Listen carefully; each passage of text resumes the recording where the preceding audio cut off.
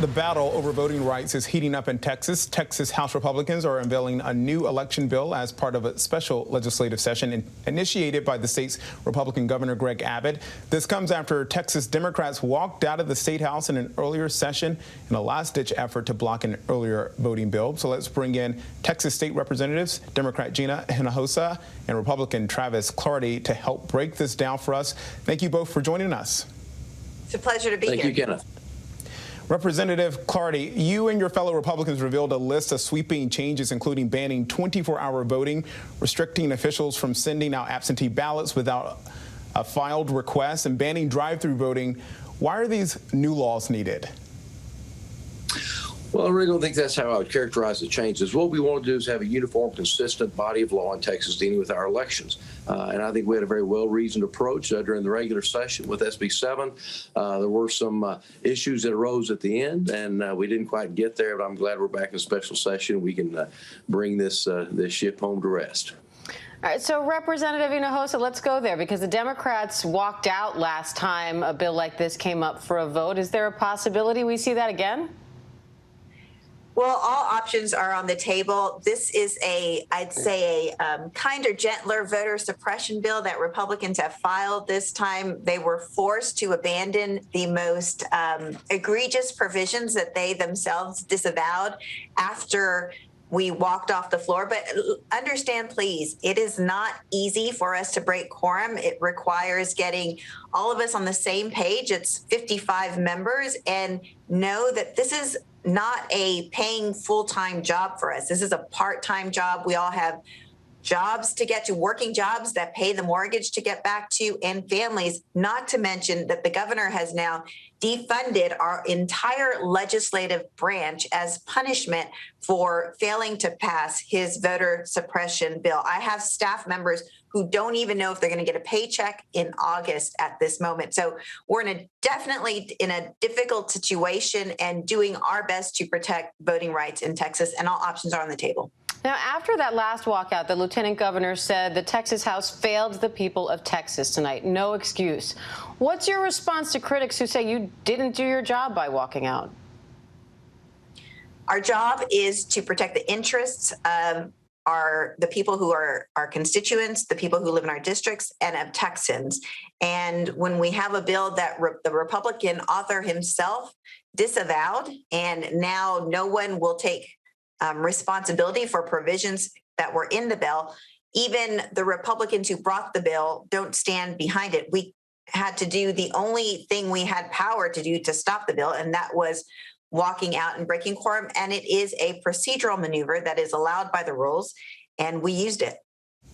Representative Clardy, you and your fellow Republicans have called this initiative and this voting law, this voting bill here, race neutral, a race neutral measurement meant to safeguard elections, even though we have not seen evidence of widespread voter fraud, which this bill says it's intent on nixing that. When it comes to discrimination, your own Texas Tribune has pointed out that your state has a long history of intentional discrimination against voters of color at the hands of state lawmakers. In what way does this make it easier to vote for everyone? A great question, and I will tell you the intention of this bill and the folks I worked with in the Texas House, there was no intention whatsoever to have any kind of discriminatory intent. We want everybody who's eligible to vote to be able to vote. But we also want to make it hard for those people who want to break the law, who want to cheat, make it harder for them to do so. I think a lot of the histrionics about this bill is really driven in the context of a general election in November, and particularly presidential election. But you have to remember, in Texas, we have elections on a lot of things. And where we have seen a rapid increase and a really marked trend and an increase in voter fraud and election illegalities, it happens in the non-political subdivisions, the nonpartisan races, the smaller races, political subdivisions like SUDs or MUDs or city councils, or we see it more often in primaries where it's Democrat on Democrat or whether it's Republican on Republican.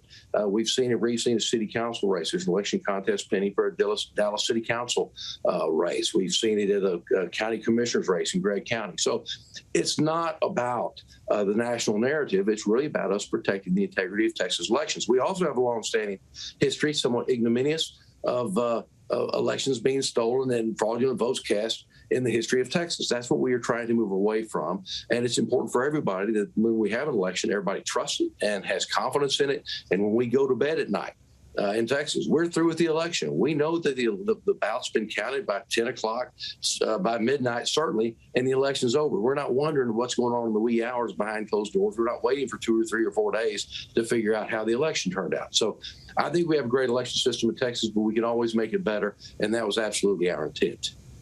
And Representative Hinojosa, your response to your Republican colleague there?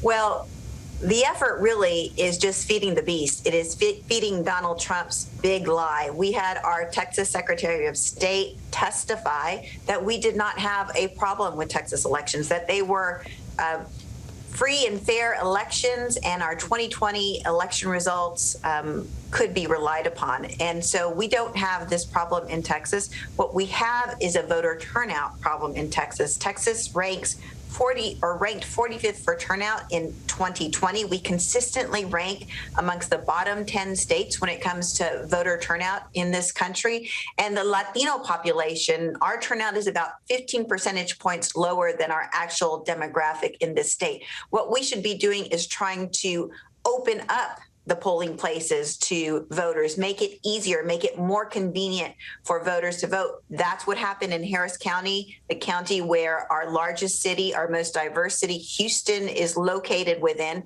They, especially because of the pandemic, initiated these innovative ways to open up the polls and make it easier and more convenient. And now we have our Republican majority responding by limiting those efforts. We have an indicted Attorney General, Ken Paxton, who bragged that had he not stopped Harris County from sending out proactively applications to vote by mail to only eligible Texans, that Trump would have lost Texas in 2020. We know their motivation. Their motivation is to hold on to power, not let the will of Texans be heard on election day, and that's what we're fighting to protect against.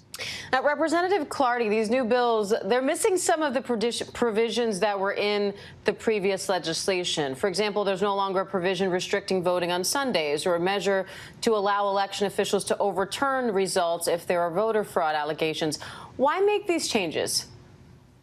Well, I'll tell you, we would have made those changes had everybody stayed home the second before last day of session, and we voted the bill out and it had passed. There were errors that were pointed out, and rightfully so. But we could have fixed those and would have fixed those with technical corrections.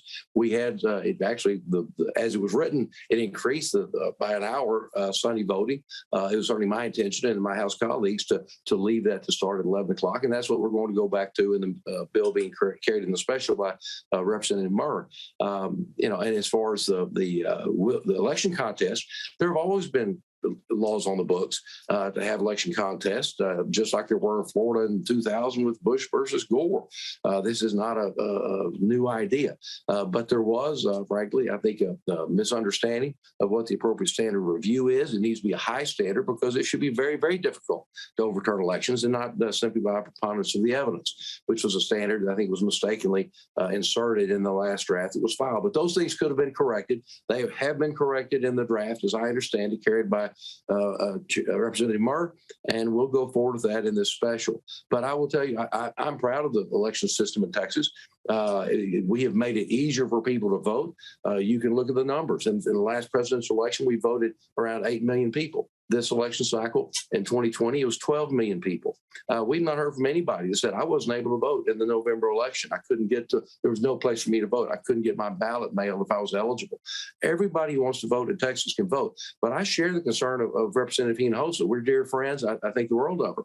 And we both share this concern. We have 17, 18 million people registered. What I can't explain is why that 1/3 of the people who registered don't take the time in the 2 weeks of early voting and or the mail-in ballots or the election day voting in universal voting locations, and why they don't take the right to exercise one of the most fundamental and important rights an American has, and that is to go vote. I hope that everybody who's eligible will register and that they will show up to vote and express their will.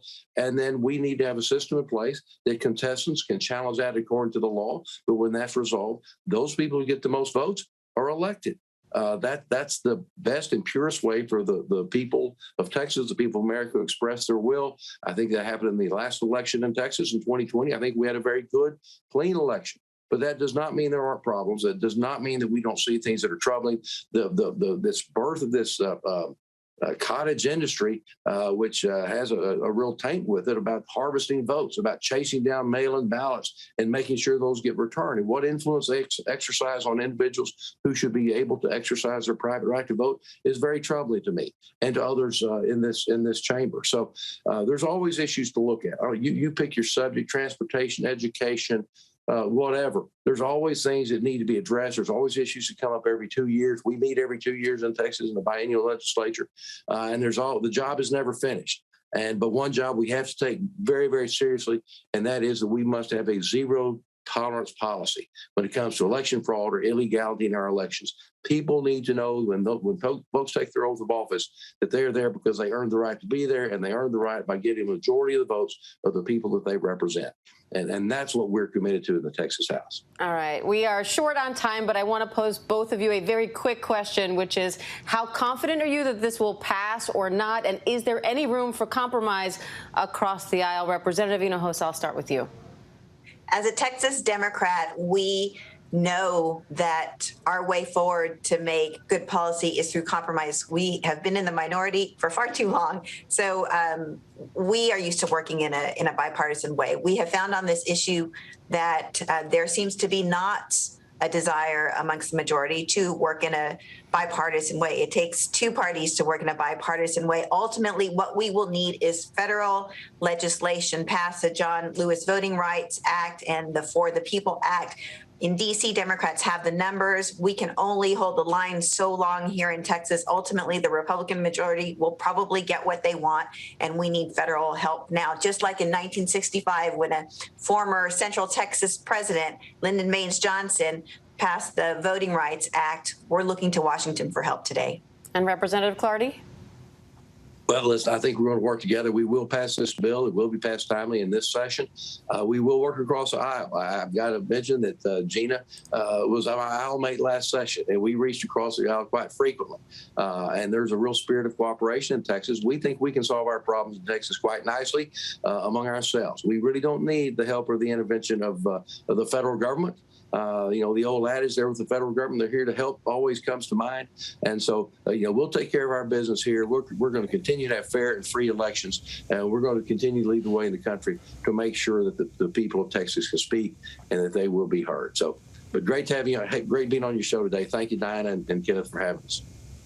I think that smile there on Representative Hinojosa means that she definitely disagrees with you, Representative Clardy, but I think you already know that as well. I can't see her. I've got to go find her. I can't see her on my screen, but I'm going to go see her right after this. I can't see you either.